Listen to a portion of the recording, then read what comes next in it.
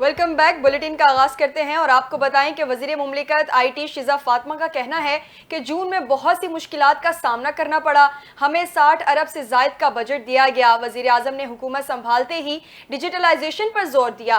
I T کا شعبہ وزیر اعظم کی ترجیحات میں سر فہرست ہے. مزید تفصیلات اس رپورٹ میں. وزیر مملکت آئی ٹی شیزہ فاطمہ نے اسلام آباد میں پریس کانفرنس کرتے ہوئے کہا ہے کہ حکومت آئی ٹی کے شعبے میں بہتری کے لیے اقدامات کر رہی ہے. پاکستان کی تاریخ میں پہلی بار آئی ٹی کی برآمدات میں سب سے زیادہ اضافہ ہوا. پاکستان کی تاریخ میں پہلی دفعہ اے آئی جو میٹا کا گلوبل اے آئی کمپٹیشن ہوتا ہے اس میں پاکستان نے حصہ لیا. ڈیجی سکلز کی اگر میں بات کروں جو منسٹری خود چلاتی ہے تو آج اس میں 5.5 ملین یعنی کہ 45 لاکھ کے قریب انرولمنٹس ہیں جس میں بچے مختلف ہنر سیکھ رہے ہیں, کورسز لے رہے ہیں, کچھ ہائی ٹیک لے رہے ہیں, کچھ لو ٹیک لے رہے ہیں, چاہے وہ گرافک ڈیزائننگ ہو, ویب 3 ہو. انہوں نے کہا کہ جون میں بہت سی مشکلات کا سامنا کرنا پڑا. ہمیں 60 ارب سے زائد کا بجٹ دیا گیا. وزیر اعظم نے حکومت سنبھالتے ہی ڈیجیٹائزیشن پر زور دیا. آئی ٹی کا شعبہ وزیر اعظم کی ترجیحات میں سر فہرست ہے. ڈیجیٹائزیشن سے حکومتی امور میں بہتری آئے گی. شیزہ فاطمہ کا کہنا تھا کہ رواں سال آئی ٹی برآمدات 3 ارب روپے سے تجاوز کر گئیں. پاکستان نے پہلی دفعہ اے آئی میٹا کے مقابلوں میں حصہ لیا. ملک میں 250 ای سینٹر کھولنے جا رہے ہیں. معیشت کی ڈیجیٹائزیشن کے لیے نیشنل کمیشن کا قیام عمل میں لائیں گے. ہماری کوشش ہے کہ پہلے کوارٹر اگلے سال میں یا کیلنڈر ایئر میں یعنی کہ مارچ تک انشاءاللہ مکمل ہو جائے گا, اور اسی طرح سے کراچی والا شروع ہو جائے گا, اور یہ ہمارے کورین بھائیوں کی مدد سے ہم بنا رہے ہیں. اس کے ذریعے ہم تقریباً ہماری کوشش ہے کہ صرف اسلام آباد آئی ٹی پارک 10,000 سے زائد امپلائمنٹ جنریٹ کرے گا, روزگار اس کے ذریعے لوگوں کو ملیں گی, اور ملینز آف ڈالرز وہ جو کمپنیز جن کو ہم یہاں پہ سہولت فراہم کریں گے وہ لاکھوں ڈالرز جو ہے وہ کما کے پاکستان میں اس کا حصہ ڈالیں گی. وزیر مملکت آئی ٹی نے کہا کہ 10,000 بچوں کو کوڈنگ پروگرام کے ذریعے مختلف سکلز کی تربیت فراہم کی جائیں گی. کوڈنگ سکلز کی اہمیت آنے والے کئی سالوں تک رہے گی. اس سال 20 سے زائد ٹیکنالوجی پارک کو فروغ دیں گے. آئی ٹی کے لیے خطیر رقم وزیر اعظم کے ویژن کا عکاس ہے. گوگل, میٹا اور مائیکروسافٹ کے ساتھ رابطے میں ہیں تاکہ بچوں کو آئی ٹی کی تربیت دے سکیں.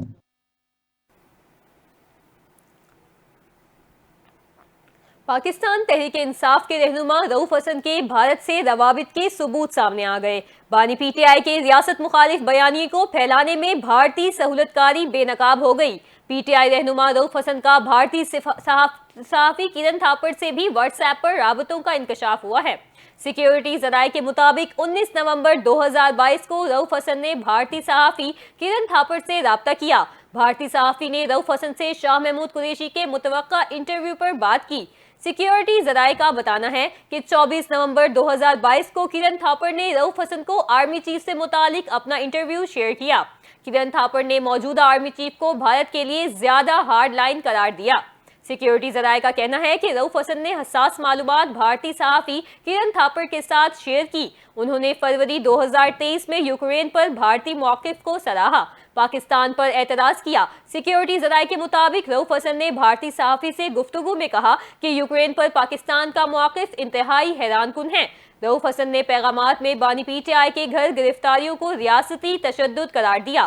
سیکیورٹی ذرائع نے بتایا کہ مئی 2023 میں رؤف حسن نے کرن تھاپڑ کو انٹرویو بھی ریکارڈ کرایا. انہوں نے بھارتی صحافی کو پیغام دیا کہ پاکستان خونی انقلاب کے لیے تیار دکھائی دیتا ہے.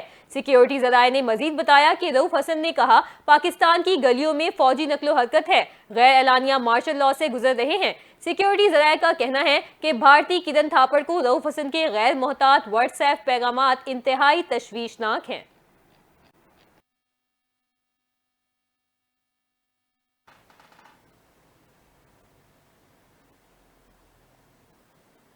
مریم اورنگزیب کا کہنا تھا کہ مسلم لیگ نون عوام کو سہولیات فراہم کرنے کی سیاست کرتی ہے.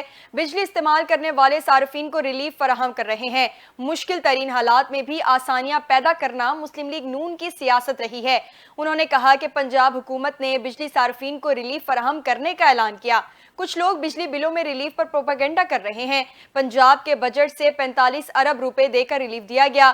201 سے 500 یونٹ تک استعمال کرنے والے صارفین کو ریلیف دیا جا رہا ہے۔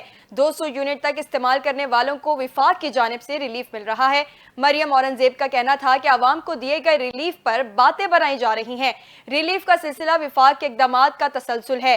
14 روپے فی یونٹ کا ریلیف اسلام آباد کے شہریوں کے لیے بھی ہوگا۔ آج جو لوگ ریلیف پر پروپیگنڈا کر رہے ہیں، انہوں نے 4 سال ملک کو تباہ کیا۔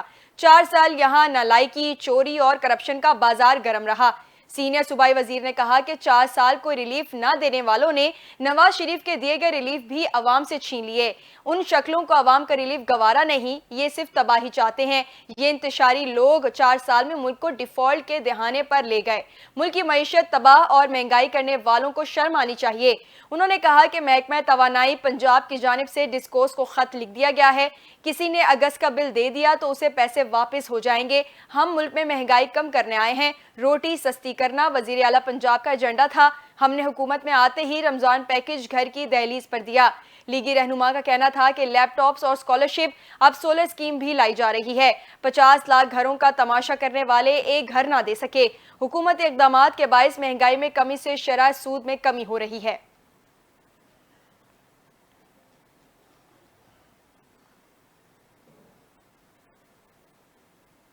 وفاقی وزیر داخلہ محسن نقوی کا کہنا ہے کہ فرنٹائر کور نے مشکل حالات میں امن کے لیے مثالی خدمات انجام دی ہیں۔ وہ بلوچستان میں امن کے لیے ہر اول دستے کا کردار ادا کر رہی ہے۔ انہوں نے کہا کہ فرنٹائر کور ساؤتھ کے افسران اور جوانوں کی پیشہ ورانہ مہارت اور بہادری پر ناز ہے۔ بلوچستان کی خوشحالی و ترقی پائیدار امن سے منسلک ہے۔ مزید تفصیلات اس رپورٹ میں۔ وفاقی وزیر داخلہ محسن نقوی نے فرنٹیئر کور ساؤتھ بلوچستان کے ہیڈ کوارٹر کا دورہ کیا، جہاں پر آئی جی میجر جنرل بلال سرفراز خان نے ان کا استقبال کیا۔ وزیر داخلہ محسن نقوی نے فرنٹیئر کور ساؤتھ کے ہیڈ کوارٹر میں یادگار شہداء پر حاضری دی، شہداء کے درجات کی بلندی کے لیے دعا کی اور ان کی قربانیوں کو خراج عقیدت پیش کیا۔ محسن نقوی کی زیر صدارت فرنٹیئر کور ساؤتھ کے ہیڈ کوارٹر میں ہونے والے اجلاس میں فتنۃ الخوارج کے خلاف آپریشنز اور انسداد اسمگلنگ کارروائیوں پر بریفنگ دی گئی۔ وزیر داخلہ نے بلوچستان میں قیام امن اور انسداد اسمگلنگ کے لیے فرنٹیئر کور ساؤتھ کی کارکردگی کو سراہتے ہوئے کہا کہ فتنۃ الخوارج کے مذموم عزائم ناکام بنانے میں F C south front line پر ہے۔ محسن نقوی کا کہنا ہے کہ فرنٹیئر کور نے مشکل حالات میں امن کے لیے مثالی خدمات انجام دی ہیں۔ وہ بلوچستان میں امن کے لیے ہر اول دستے کا کردار ادا کر رہے ہیں۔ انہوں نے کہا کہ فرنٹیئر کور ساؤتھ کے افسران اور جوانوں کی پیشہ ورانہ مہارت اور بہادری پر ناز ہے۔ بلوچستان کی خوشحالی و ترقی پائیدار امن سے منسلک ہے۔ وفاقی وزیر کا کہنا ہے کہ بلوچستان کے نوجوانوں کو بااختیار بنانے کے لیے جامع اقدامات کی ضرورت ہے۔ بلوچستان کی پائیدار ترقی کے لیے تمام اسٹیک ہولڈرز کو ایک صفحے پر آنا ہوگا۔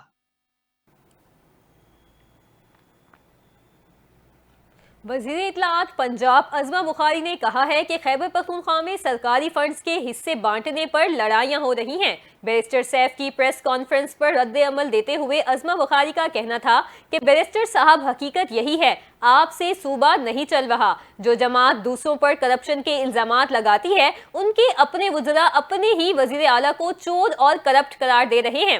انہوں نے کہا کہ عمران خان کے بارے میں مشہور تھا، یہ کھاتا بھی ہے اور کھلاتا بھی ہے لیکن لگاتا نہیں۔ علی امین گنڈاپور بالکل اپنے لیڈر کے نقش قدم پر نہیں چل رہے، وہ اکیلے ہی کھا رہے ہیں لیکن کابینہ کو نہیں کھلا رہے۔ ان کا کہنا تھا کہ اسی بات کی لڑائیاں ٹاک شوز اور پریس کانفرنسز تک جا پہنچی ہیں۔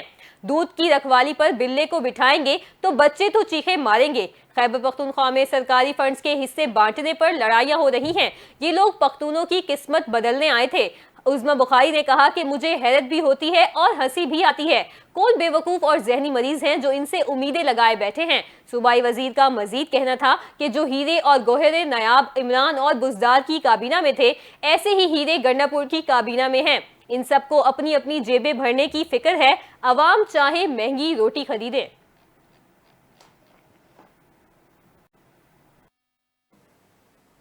خبروں کا سلسلہ آگے بڑھائیں اور آپ کو بتائیں کہ مشیر اطلاعات خیبر پختونخوا بیرسٹر محمد علی سیف نے کہا ہے کہ پی ٹی آئی میں کوئی گروہ بندی نہیں، صوبائی وزیر شکیل خان کو کرپشن پر ہٹایا گیا۔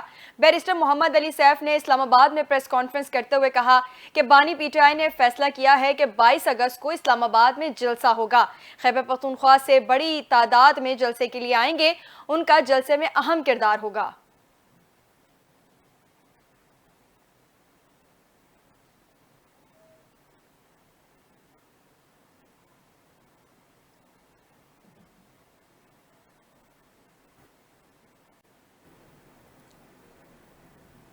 जमात इस्लामी की जानिब से जारी करदा अलामिये के मुताबिक लियाकत बलोच की वफाकी वजीर एहसन इकबाल से मुलाकात हुई। अलामिये के मुताबिक लियाकत बलोच और एहसन इकबाल की धरने के मुआहदे और मुज़ाकरात पर गुफ्तगू हुई है। जमात इस्लामी के नायब अमीर लियाकत बलोच ने कहा कि वफाकी हुकूमत मुल्क की तारीख की कमजोर तरीन हुकूमत है। लियाकत बलोच और एहसन इकबाल की धरना मुआहदे पर मुलाकात। जमात इस्लामी की जानिब से जारी करदा अलामिये के मुताबिक लियाकत बलोच को वफाकी वजीर एहसन इकबाल से मुलाकात हुई। अलामिये के मुताबिक लियाकत बलोच और एहसन इकबाल की धरना मुआहदा मुज़ाकरात पर बात हुई। इस हवाले से गुफ्तगू करते हुए लियाकत बलोच ने कहा कि मुज़ाकराती कमेटी का इजलास जल्द होगा। लियाकत बलोच का कहना है कि फॉर्म 45 और 43 का तनाज़ा हुकूमत को बेवकूफ बना चुका है।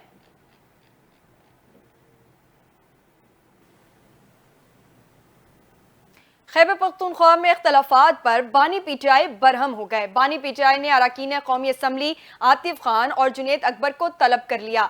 जराए के मुताबिक दोनों अरकान असम्बली की आइंदा हफ्ते बानी पीटीआई से मुलाकात का इम्कान है। तहरीक इंसाफ केपी में इख्तलाफात खुलकर सामने आ गए। केपी हुकूमत ने बानी पीटीआई को आतिफ खान और जुनैद अकबर से मुतालिक शिकायत की है। आतिफ खान और जुनैद अकबर ने बरतरफ वजीर शकील खान के हक में बयान दिया था। दोनों अरकान असम्बली ने शकील खान के बरतरफी के फैसले से इख्तिलाफ किया था।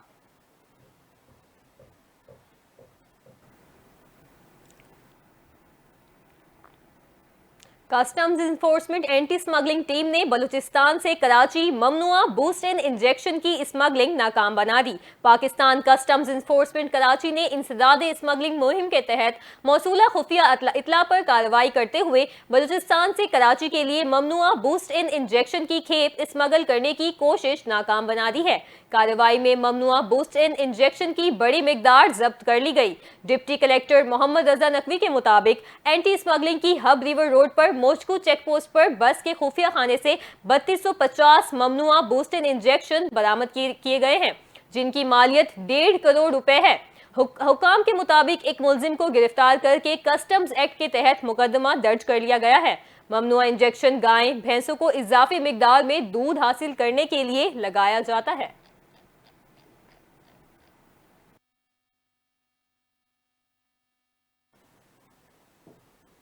पंजाब में माहाना 200 यूनिट तक के बिजली सार्फिन को 14 रुपए फी यूनिट का रिलीफ नहीं मिलेगा। माहाना 200 यूनिट तक बिजली महंगी नहीं की गई थी। फी यूनिट 14 रुपए का रिलीफ माहाना 201 से 500 यूनिट तक के सार्फिन को मिलेगा। पंजाब हुकूमत ने अगस्त और सितंबर के बिलों में फौरी रिलीफ देने का फैसला किया है। जराए के मुताबिक बिजली के टैरिफ में रिलीफ का इतलाक अगस्त और सितंबर 2024 के बिलों में होगा।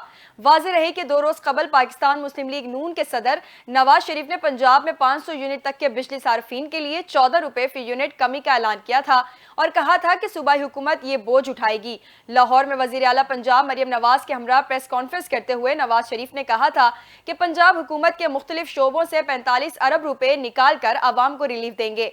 शहबाज शरीफ भी बिजली की कीमतों में कमी के लिए इक़दाम करें।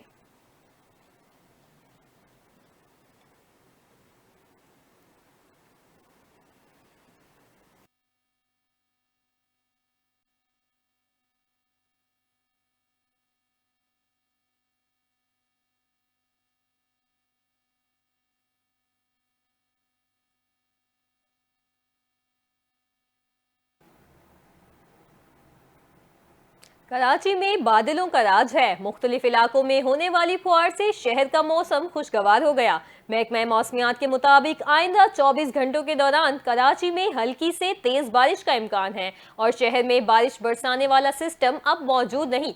महकमा मौसमियात का बताना है कि कराची में आज मतला जुजवी अबर आलूद और दिन में तेज हवाएं चलेंगी। हुक्काम महकमा मौसमियात के मुताबिक मौजूदा दर्जा हरारत 27 डिग्री सेंटीग्रेड रिकॉर्ड किया गया, जबकि शहर का ज्यादा से ज्यादा दर्जा हरारत 32 डिग्री सेंटीग्रेड रहने का इम्कान है। समंदरी हवाओं की रफ्तार 15 से 25 किलोमीटर फी घंटा तक हो सकती है और हवा में नमी का तनासुब 88% है।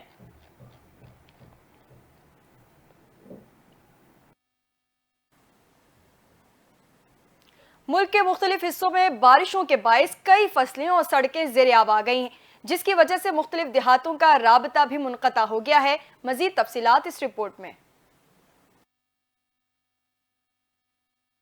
ملک کے مختلف حصوں میں بارشوں نے تباہی مچا دی، کئی علاقوں میں سیلابی صورتحال ہے، جبکہ پنجاب کے کئی اضلاع کے نشیبی علاقے زیر آب آ گئے۔ پنجاب کے شہر فیصل آباد، ناروال اور رحیم یار خان میں بارش کے باعث مختلف حادثات میں 8 افراد جان سے گئے۔ راجن پور اور ڈیرہ غازی خان کے کوہ سلیمان کے پہاڑی علاقوں میں موسلا دھار بارش سے ندی نالے بفر گئے۔ بلوچستان کے علاقوں توبہ چکزئی، توبہ کاکڑی، قلعہ عبداللہ، پشین اور زیارت میں سیلابی ریلوں سے فصلوں کو نقصان پہنچا، جبکہ دیواریں اور سولر پینلز گرنے سے 10 افراد زخمی ہوئے۔ چمن میں ریلوے ٹریک ریلے میں بہہ گیا، جبکہ نوچکی میں ریلوے ٹریک میں شگاف پڑ گیا، جس کی وجہ سے پاک ایران ریلوے رابطہ بھی منقطع ہو گیا۔ جیکب آباد کے علاقے گڑھی خیروں کے قریب نہر میں 70 فٹ چوڑا شگاف پڑ گیا، دھان کی فصل زیر آب آ گئی۔ ملک کے مختلف علاقوں میں آندھی اور بارش کا امکان، اربن فلڈنگ کا خدشہ۔ ادھر خیرپور، سکھر اور مضافاتی علاقوں میں موسلا دھار بارش ہوئی۔ رپورٹ کے مطابق سکھر میں 180 ملی میٹر بارش ریکارڈ کی گئی۔ بارش کی وجہ سے کئی علاقوں میں بجلی معطل ہو گئی۔ اس کے علاوہ جنوبی وزیرستان میں شدید بارش کے بعد سیلابی ریلوں نے تباہی مچا دی۔ سیلابی ریلا جنڈولا بازار میں داخل ہو گیا، جس کی وجہ سے زرعی زمینوں کو بھی نقصان پہنچا۔ طوفانی بارشوں سے وانا کومل زام روڈ لینڈ سلائیڈنگ کے باعث کئی مقامات پر بند ہو گئی اور ٹریفک کی روانی متاثر ہے۔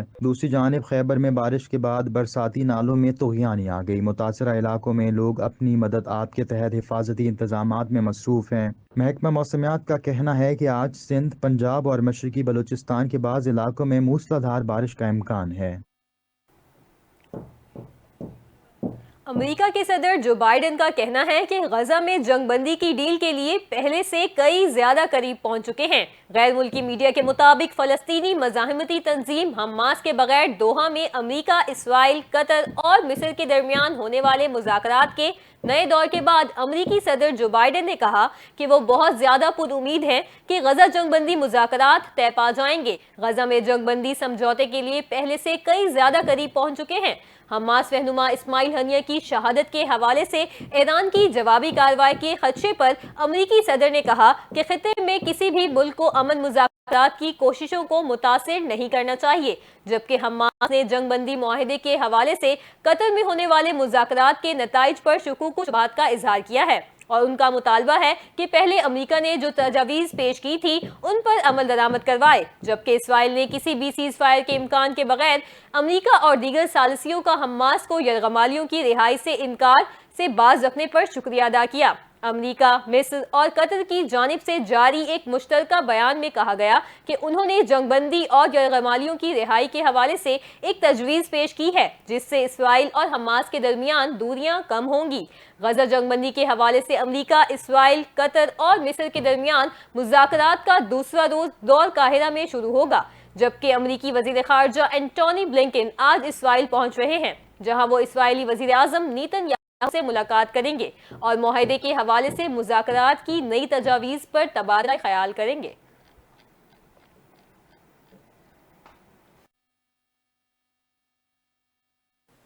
روس اور یوکرین کے مابین تنازع میں مزید شدت کے بعد روس نے اقوام متحدہ کو خبردار کرتے ہوئے کہا کہ اقوام متحدہ یوکرین کو کرسک نیوکلیئر پاور پلانٹ پر حملے سے باز رکھے۔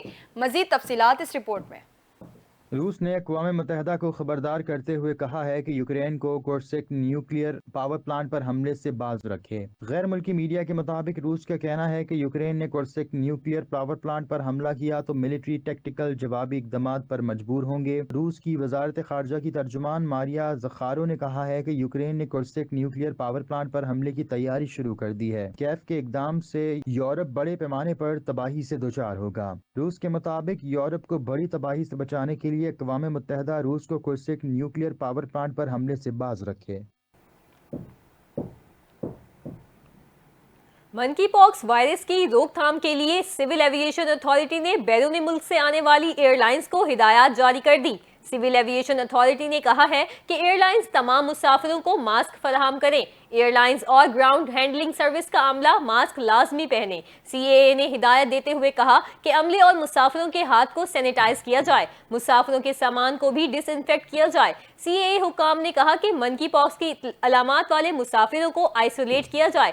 دوسری جانب جناح انٹرنیشنل ایئرپورٹ کراچی میں غیر ممالک کے مسافروں کی منکی پاکس اسکریننگ کا عمل جاری ہے۔ کراچی ایئرپورٹ پر 24 گھنٹوں کے دوران بیرون ملک سے آنے والے کسی بھی مسافر میں منکی پاکس کے شواہد نہیں ملے۔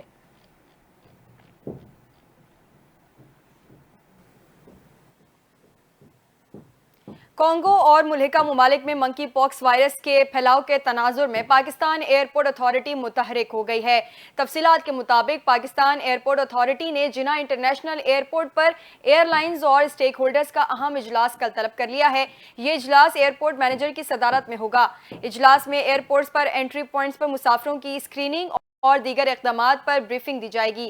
بیرون ملک سے آنے والی پرواز میں مشتبہ مسافر کی نشاندہی پر جہاز کو ڈس انفیکٹ کیا جائے گا۔ بیرون ملک سے آنے والے پروازوں کے جہازوں میں ڈس انفیکشن اسپرے مرحلہ وار شروع کیے جائیں گے۔ ایئرپورٹ مینیجر کے مطابق وائرس کے پھیلاؤ کی روک تھام کے لیے ایئرپورٹ پر آگہی مہم سے متعلق سیمینار بھی ہوگا۔ عالمی ادارہ صحت WHO کی مطابق ایمرجنسی قرار دیے جانے کے بعد پاکستان سمیت دیگر ممالک میں اس کے پھیلاؤ کو روکنے کے لیے سخت اقدامات اٹھائے جا رہے ہیں۔ یہ وائرس پھٹی ہوئی جلد، سانس کی نالی یا آنکھوں، ناک یا منہ کے ذریعے جسم میں داخل ہوتا ہے۔ پاکستان میں اپریل 2023 میں منکی پاکس کے پہلے کیس کی تصدیق ہوئی تھی، جبکہ دسمبر 2023 میں وفاقی دارالحکومت اسلام آباد میں زیر علاج شخص کی منکی پاکس سے موت کی تصدیق کی گئی تھی۔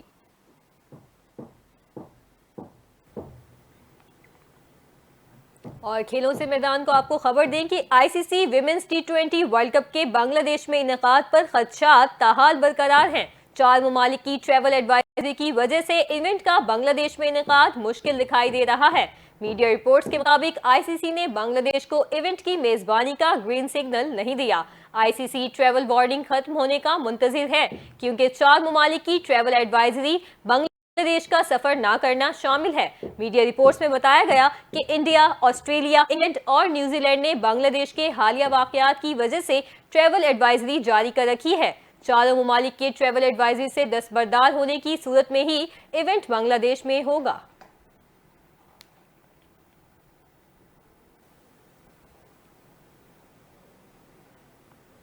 نیوز اسٹوڈیو سے فی الوقت اتنا ہی۔ آپ دیکھتے رہیے NTN نیوز۔